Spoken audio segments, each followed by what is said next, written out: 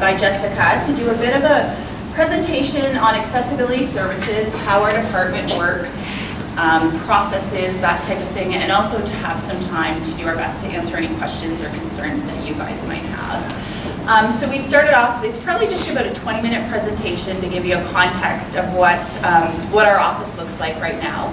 And then we're certainly open to any questions and having a discussion. So I'm Shelley Sinclair. I am one of the accessibility counselors in Counseling and Accessibility. And this is Shelley Reynolds, so it's very easy to remember our names. And I recognize, in my previous life, I worked as a sign language interpreter, so I'm recognizing a few teachers that I interpreted 4 years ago, which is nice. Okay, so there we go. These were the stats that were pulled from last year. So approximately 17,000 students were registered at Fanshawe. Of that number, we had 2,300 students registered with disabilities with our office. So if you look at Western, they have double the population approximately, and they have half the students registering with disability services. So as colleges, and this is across Ontario, we're getting more and more students registering with disabilities for a variety of reasons. We offer a lot more practical, hands-on type learning. So we certainly have an increased demand as far as meeting needs for students with accessibilities, and that universities just don't have the same numbers. So we have accessibility services are available at all of our campuses. They rolled out a little bit differently. So we have counselors that go to the Woodstock campus a couple days a week, that go down to City Plaza, that go down to the new performing arts campus as well, down on Dundas. So out of those 2,300 students, we have 8 full-time accessibility counselors. So you are meeting 2 of them right now. There's 6 more that work in F2001 lists. Okay. So a lot of times when students come to college, they don't really understand what constitutes a documented disability here in our system. It can be different than the post-secondary, than the high school system. So we have a really broad range of what the ministry determines to be a documented disability that would allow students to have accommodations in college. So we have several students, lots of students actually, that have acquired brain injuries to varying degrees. We have students that are on the autism spectrum disorder. That is a group that is increasing every year, so we're having more and more students registering for college that have autism or Asperger's. Certainly attention deficit disorder is something we see very frequently. We have students registering with any type of chronic illness that's going to affect their ability to function in the classroom or in a testing environment. So we have students with cancer, various forms of chronic illness that has an impact on them. Students that are deafened, or hard of hearing, and that number is increasing every year as well, regardless of what you've read in the papers.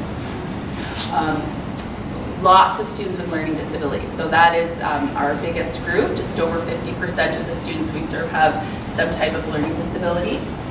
We have students with low vision, students who are blind, students who have a diagnosed mental health disorder is also a group that we're seeing increase every year. Mobility, functional, so students that have difficulty getting around the college, maybe are in wheelchairs or have their assistive devices to help them. And then other is a smaller category. So we do have students that have communication disabilities or a mild intellectual delay, those type of things. So that just gives you a bit of a profile of some of the students that you'll be seeing in your classroom and some of the students that we provide service to. So if we look at how that breaks down, I mentioned that learning disabilities is top. Actually, it says, so last year learning disabilities made up 54% of the 2,300 we serve. Or the year before, but it looks like that's gone down a bit to 33%, still the largest. The second largest is psychiatric, or the mental health. That was not the second largest group even a year ago. So again, provincially, and I think nationally, more and more students are coming to college that have mental health diagnoses, right? So we're trying to figure out, and provincially trying to figure out how to meet that need. And that number is predicted to continue to increase. 15% have attention deficit disorder, then chronic medical, other mobility, acquired brain injuries, deaf, hard of hearing, and blind low vision. So those are sort of the population volumes that we see. This is an interesting chart that our office put together. So in the year 2000, our office serviced just under 500 students. And then every year that has increased, and it stopped in 2013 where we had 2,268 students. So it's a sharp increase of how many students are registering with accessibility services. The predicted trend is it will continue to increase, so you're going to continue to see more and more students in your classrooms or in your divisional areas with documented disabilities. We have not increased in counselors, however. No, we have not. Yeah. Do you have, what was the relative population size of the school back in 2000? I don't know. Percentage-wise? Yeah, that's a good question. I can tell you when I started here, say maybe 25 years ago, I've been here almost 25 years, it would have been, I think there were about 6,000, 7,000 students when I started here. And I was telling Shelley this morning, I remember being here a couple years, and at one point we reached 100 students registered with then called Special Needs Office.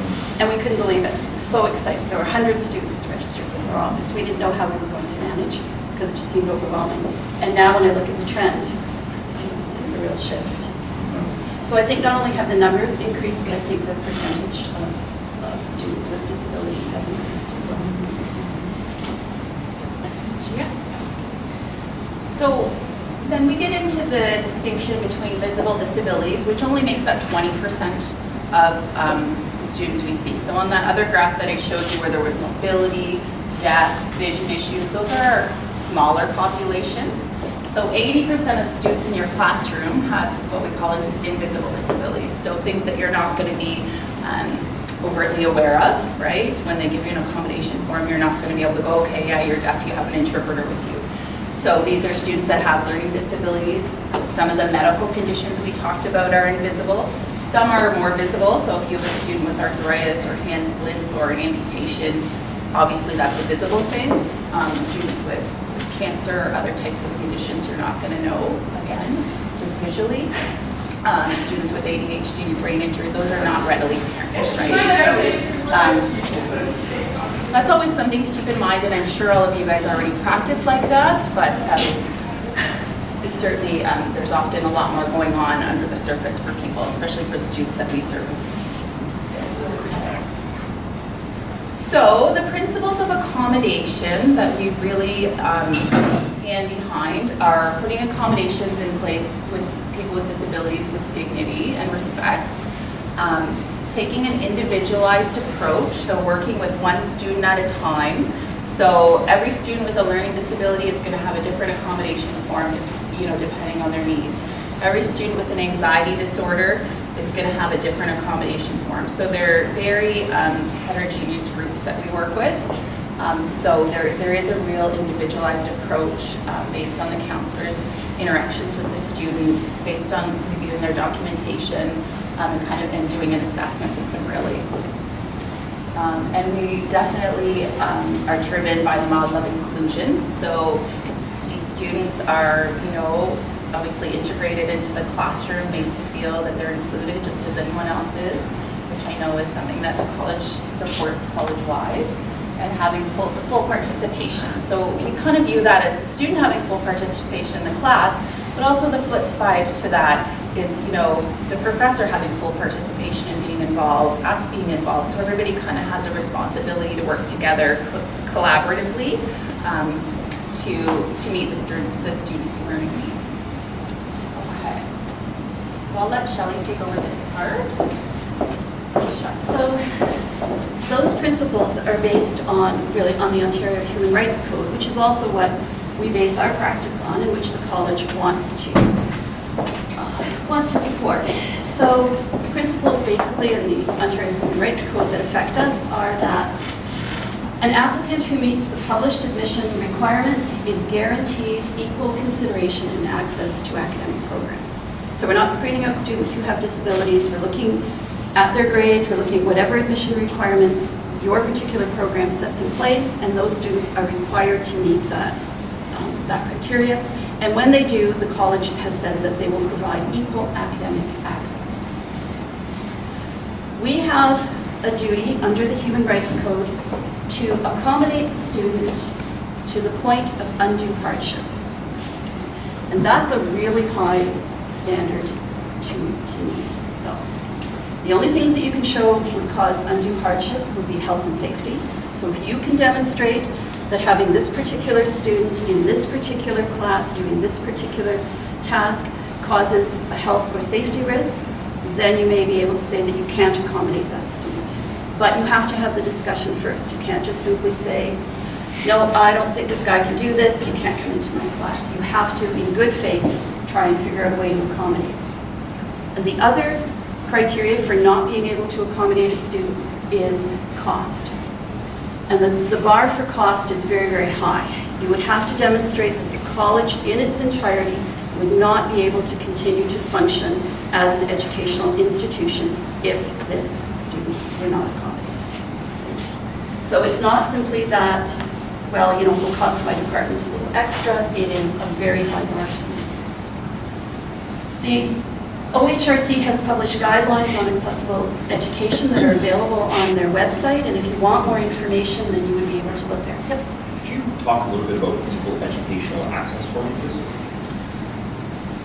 What we're saying is a student who has met the requirements to come into a program then should have access to materials, lectures, things that any other student would have access to. So a good example might be materials in alternate format. So a student who comes in who has no visual disability has access to all the textbooks or the reading material. A student with low vision would not have the same access to that material. So the college, through us, might provide alternate format or books in large print, or we might look to get electronic versions of textbooks. That might be one thing. So in terms of like assignments and assessing assignments and things like that, if equal educational access means that it has to be on par with the other students, correct? They'll be judged and evaluated and have to meet the same essential learning outcomes as any other student, given that they have been accommodated. Okay, so the accommodations are important. So it's not simply that you judge a student's a student. If you have a student with a disability and they've provided the documentation and they need accommodations, those accommodations have to be put in place, and then you judge how they meet the learning outcomes. But the accommodations are put in place in order to ensure equal educational Absolutely. access. So equal educational access. That's right. So accommodations are never meant to be an advantage. Accommodations are meant to level the playing field, to allow students to compensate for whatever disadvantage that disability has conferred upon them. So they're never meant to be something that gives the student advantage over a non-disabled peer. Right. It's meant to raise them to the same level as the non-disabled peer. Did that get okay?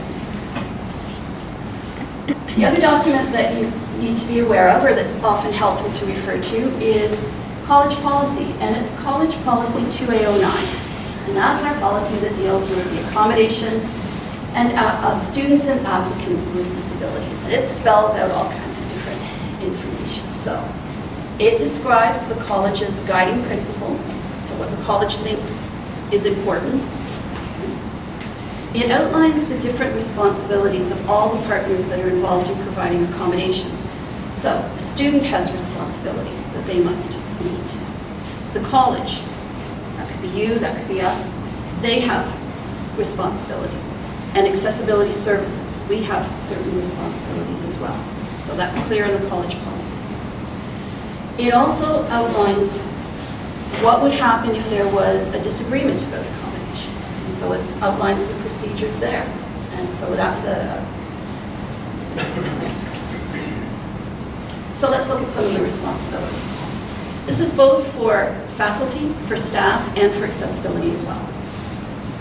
We're required to accept the student's requests in good faith. So when a student comes forward and makes a request of a professor or an accessibility counselor, an SSA, we assume that the student is acting in good faith, and that's how we respond, in good faith. We are required to maintain the student's confidentiality and privacy, which is kind of a no-brainer. We want to respect our students' dignity. We are also asked to obtain expert opinion if you're not sure what we need to do. That goes for you, that goes for us. So when we're not clear on what should happen, then we consult. And that could be consulting with an accessibility counselor, could be consulting with a manager, could be consulting with someone who probably has more information than you. We want to explore accommodations. So accommodations are something that aren't always static. They may change over the time the student is in your program. The student's medical conditions, mental health conditions may change, the demands of the program may change, so we're going to explore different options. Obviously, we want to assist the student in as timely a manner as possible. We also keep a record, obviously, of the accommodations forms, of any discussion. And a big one for us is to try and collaborate, both with the student, the professor, any other staff, in resolving any kind of concerns in a timely manner. I've talked a lot about documentation, and we thought we should let you know what we mean by documentation, because I think we know what we're talking about, and sometimes it's not clear to other people. All of the students that are registered with us have brought us some kind of diagnosis of their condition, and that diagnosis has been performed by someone who has the license to make that diagnosis in the province. So we're not getting the little prescription pad note that says, you know, Johnny is sick. He doesn't have to go to class or something. What we're getting is medical forms filled out often by specialists, by psychiatrists, by oncologists, by neurologists. So they're people who have been formally diagnosed with this condition. For students who come with learning disabilities or with attention deficit, often what we'll get is a full psychoeducational report. Okay? And that will be something that's done by a psychologist, again, who has the legal right to make that diagnosis in Ontario. Often they come with documentation from their school system, where they've been through a whole process in elementary or secondary school, and they're bringing that to us. The services and supports they get from us are contingent on the documentation that they bring. So that's the foundation piece. So when you see a student with an accommodation form, you may not know what the disability is, but you can rest assured that in our office there is clear medical or psychological documentation of the diagnosis. And that's particularly important, I think, when we're talking about mental health. I would just say, because these aren't students who are coming to us saying, you know, I'm feeling a little bit nervous about my test, or, you know, it's winter, I'm feeling a little bit down. These are students who are coming in with a clear diagnosis of social anxiety disorder, generalized anxiety disorder, maybe clinical or major depressive episodes, so schizophrenia, a lot of students with bipolar disorder. So they've been in the mental health system and are working their way through it. Once we've got the documentation, you know that they're going to get this accommodation form. Their responsibility is to give it to the professor. If you have questions, our name's on the bottom of it, so we would always encourage you to give us a shout if you want clarification or further discussion. And what happens if there's an issue where a student requests an accommodation and that's not something you think is either appropriate or that you're able to provide? First of all, you're going to discuss it with the student privately and see if a resolution can be worked out that way. Always you feel free to consult with us. We're glad to talk to professors or staff and see what we can work out. We're really big on a team approach. We like to see ourselves as collaborators. But sometimes that may not work. Even with the best will in the world, sometimes we can't come to an agreement. If it's not resolved in under 15 days, there is a process where you could speak to your manager, we speak to ours, and they would mediate or they would discuss and see if they could come to an agreement.